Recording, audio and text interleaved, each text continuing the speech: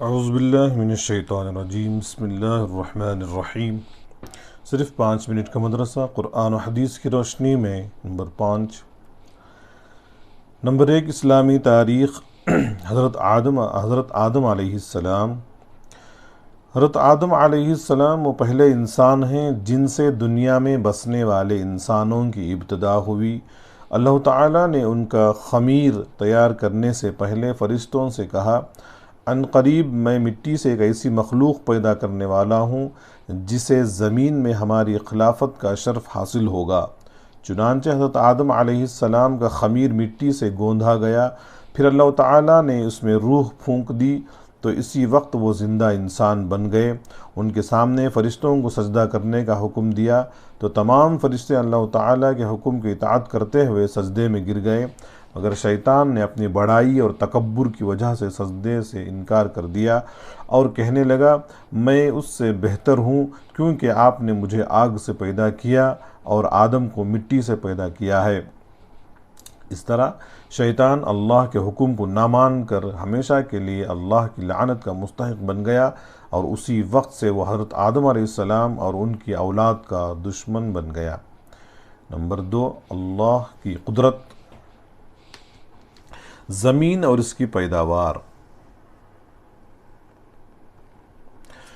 اللہ تعالیٰ نے اتنی بڑی زمین کو انسانوں کے بسنے کے لیے بنایا اور اس پر بھاری پہاڑوں کو کھڑا کر کے ہلنے سے محفوظ کر دیا، پھر اس پر پیڑ پودے، جاندار، مختلف قسم کے پھل پھول، سبزیاں اور کھانے کی چیزیں پیدا فرمائیں۔ زمین پر گھر بنانے اور ان کو کھود کر پانی نکالنے کے لیے نرم بنا دیا۔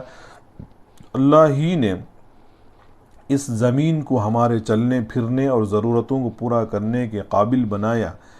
اس میں سے رنگ برنگے پھل پھول، مختلف قسم کے سبزیاں، میوے اور غلے اگائے۔ غرض یہ کہ زمین ایک ہے، لیکن اللہ تعالیٰ کی قدرت کا کرشمہ ہے کہ ایک ہی زمین سے انسانوں اور حیوانوں کے مختلف ضروریات کو پورا کیا۔ نمبر 3، ایک فرض کے بارے میں۔ صبح کی نماز ادا کرنے پر حفاظت کا ذمہ۔ رسول اللہ صلی اللہ علیہ وسلم نے فرمایا، جس نے صبح یعنی فجر کی نماز ادا کی وہ اللہ کی حفاظت میں ہے۔ نمبر 4، ایک سنت کے بارے میں۔ پورے سر کا مسح کرنا۔ حضرت مقدام بن معد کرب رضی اللہ تعالیٰ عنہ بیان کرتے ہیں کہ میں نے رسول اللہ صلی اللہ علیہ وسلم کو وضو فرماتے ہوئے دیکھا۔ جب سر کے مسح پر پہنچے تو اپنی ہتھیلی کو سر کے اگلے حصے پر رکھا اور گزارتے ہوئے گدی تک گئے، پھر یہاں سے لوٹے وہاں تک جہاں سے شروع کیا تھا، یعنی پھر گدی کی طرف سے مسح کرتے ہوئے پیشانی کی طرف ہاتھ کو لائے۔ نمبر 5، ایک اہم عمل کی فضیلت۔ اسلام میں بہتر اعمال۔ ایک شخص نے رسول اللہ صلی اللہ علیہ وسلم سے سوال کیا کہ کون سا عمل اسلام میں بہتر ہے؟ رسول اللہ صلی اللہ علیہ وسلم نے جواب میں فرمایا، کھانا کھلانا اور ہر مومن کو سلام کرنا، چاہے تم اس کو پہچانتے ہو یا نہ پہچانتے ہو۔ نمبر 6، ایک گناہ کے بارے میں۔ گناہ کی وجہ سے رزق سے محرومی۔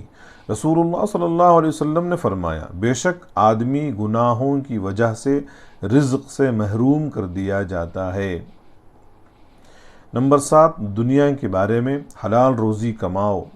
رسول اللہ صلی اللہ علیہ وسلم نے فرمایا، روزی کو دور نہ سمجھو، کیونکہ کوئی آدمی اس وقت تک نہیں مر سکتا جب تک کہ وہ روزی اس کے مقدر میں لکھ دی گئی ہے وہ اس کو نہ مل جائے۔ لہٰذا روزی حاصل کرنے میں بہتر طریقہ اختیار کرو، حلال روزی کماؤ اور حرام کو چھوڑ دو۔